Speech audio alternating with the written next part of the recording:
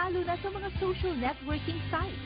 At ilan sa mga gusto nating activity dito ang pag-update ng status at pag-upload ng ating mga pictures. Kami yung nag-develop at nag-design ng magandangaraw.com.ph website. Isa siyang online campaign where nag-i-influence kami ng mga tao na gumawa ng good deeds. Hindi lang para sa sarili nila, pero para din sa ibang tao at i-share sa internet. Usually sa internet, lalo na sa social media, every day, di ba? Kunyari, tumitingin ka sa Facebook, tumitingin ka sa Twitter, sobrang refreshing na makakita every now and then ng something positive. Naka-uplift siya ng spirit. Nagsimula nang pumasok ang 2014 at ngayon, sobrang trending na rin ito. Nilaunch namin noong January. Pero ever since, almost 1,000 pictures ng mga tao na gumagawa ng actual good deeds. So talagang kumakalat yung mga positive na ideas ng ibang tao. Nakaka-influence talaga siya.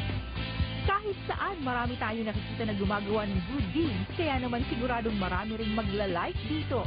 Para sumama dito sa movement na to, ang kailangan mo lang ay picture.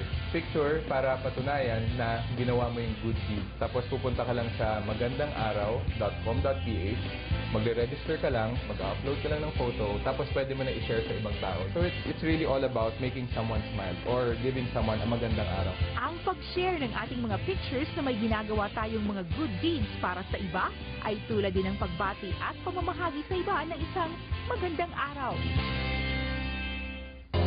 Love.